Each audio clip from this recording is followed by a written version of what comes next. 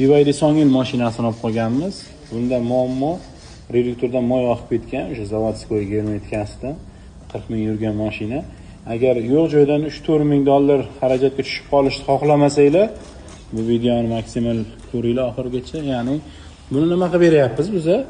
Bu mashinani moy almashtirgan, kelgan, polni moy oqib ketgan, buni bilib qoldik. Endi buni hozir yechib, bunaqa katta rasxod emas, faqat sanliklari, germetikalarni qayta ochtadan germetikalab, qo'yib, yig'ib beramiz. Agar bu mashinani moy oqqanini ko'rmaganda reduktorga tushib qolaydi, mana ko'rib turibsizlar, mana moy oqib, polni bu yoqqacha kelgan oxirigacha. Ko'rdinglarmi? Shuning uchun iloji boricha kam yursanglar ham mashinalarni mana bunaqa ko'rsatib qo'ysanglar, hozir buni oldi olindi. Ya'ni nima bo'ldi? Mashinani biz tekshirib ko'rganimizda, moy almashtirganmiz, moy oqqanini ko'rib qoldik. Endi o'shanga hozir reduktorni sinab tekshirib